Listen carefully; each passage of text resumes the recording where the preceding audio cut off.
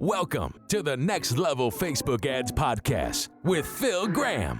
We help you master Facebook ads and give you an unfair advantage over your competition. Are you ready? Let's go.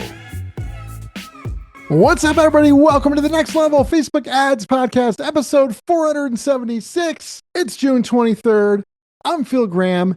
Today, I've got a really important episode for you guys. I'm going to be talking about the hidden cost of chasing cheap leads with Facebook and Instagram ads. So many advertisers are focused on lowering their cost per lead that they forget to ask the most important question. Are these the right leads? Are these ads converting? One of the most dangerous things that I see in Facebook ads is a lead cost that looks really low and looks amazing, but sometimes it's actually way more expensive than you even imagine. You could have a campaign or an ad that generates tons of cheap leads, but it could cost you a fortune. And it happens all the time. So today we're going to be talking about that hidden cost of chasing cheap leads. I hope you guys are doing really well. I cannot believe that we're already over 3 weeks into June. I hope you're having a great summer so far. And if you want to get in touch, if you want some help with your ads, either one-on-one coaching and consulting or done for you, feel free to go to my website, philgrahamdigital.com, or you can DM me on Instagram at philgrahamdigital, and let's connect. So let's talk about the hidden cost of chasing cheap leads, especially if they're not the right leads. So cheap leads can create false confidence. Yes, it feels great when you look in your ads manager and you've got a really low cost per lead number that you're seeing. It looks awesome. However, if they're leads that just ghost you and they don't respond, some of these leads are complete junk. They even, if you get a hold of them, they're like, who are you? I didn't do this. They forget they opted in 5 minutes ago.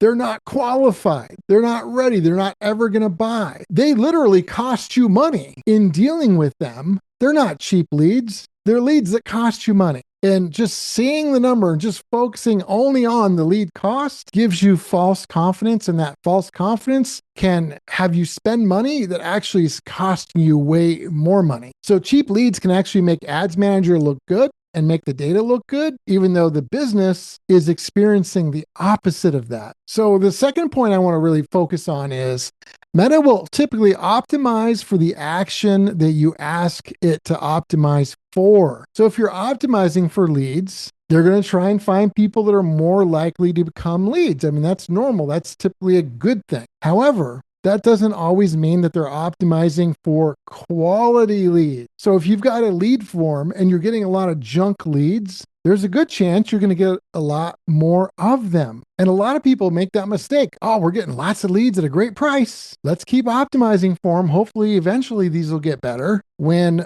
a lot of times they get even worse. So Meta is a powerful system, but they need the right signal. It's not just about the leads themselves. It's about the quality of leads. You don't want to keep optimizing for junk, costly, expensive leads that look good because they have a low cost per lead, when in reality, they're costing you money. My next point is this: more friction in your lead flow is not always a bad thing. In fact, sometimes it's a great thing. A lot of advertisers don't want any friction. You got a short form, no questions, maybe just a spot for an email. And you can lower your lead cost potentially because of that. And sometimes it's totally fine. If you're getting high quality leads with that, you should keep doing it. However, a lot of times what happens is you get low quality leads that are a total waste of time and money. So what I recommend is this: optimize for higher quality leads. Ask some qualifying questions on your lead form so that they cannot even become a lead unless they're qualified. It doesn't guarantee you a high quality lead, but it gives you a better chance of getting a high quality lead versus a junk lead that might just look good on paper. I was working with a dentist and they were getting a lot of crappy leads. And what we had to do was we needed to ask some questions on that lead form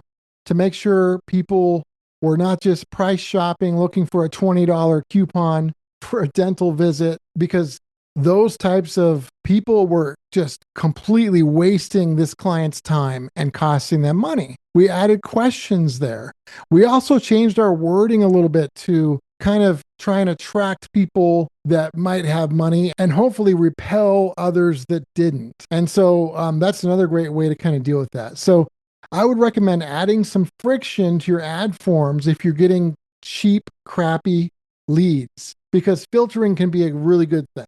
And really what you want to always remember, lead cost means nothing. It literally means nothing. It's all about the quality of the lead and what happens after the lead. Do they buy or not? Because I would take a $20 lead that buys every day over a 10-cent lead that is complete waste of time and money that never, ever buys ever. So when you're looking at your metrics, and we typically build a dashboard that has some of this in it, it's not just cost per lead.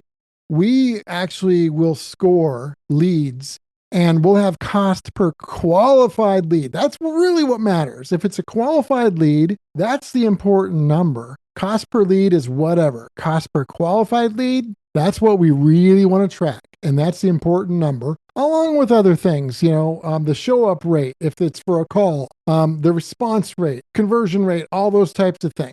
So make sure and take all that into account. Don't just focus on lead cost. Focus on qualified lead cost and some of these other things I've been talking about, because cheap leads typically don't move a business forward. If anything, they move it backwards and cost you time and money, which is not what you want. So do not chase cheap leads blindly. Ask yourself, are these leads qualified? Are they responsive? Are they the right kind of people that are aligned with our offer? Can they afford to buy? Are they buying? Are we attracting the right kind of people? Are we giving Meta the right signals? The smart move is not just cheap leads. It's to get the leads that are aligned with the next step and that are more likely to take an action that you want them to take. And as always, just a reminder, it's always important to point out that every business is unique. Results can vary. There's no guaranteed outcomes. So always keep that in mind. So my friends, make sure you guys put this stuff into action. Episode 476 is in the books. I hope you guys have an amazing week. If you want to get in touch, philgrahamdigital.com is the website. I will talk to you on next week's episode. Peace out. Thanks for listening to the Next Level Facebook Ads Podcast. Please remember to subscribe and share this with all your friends. For show notes, more tips, and to learn more about Phil, please visit philgrahamdigital.com/podcast.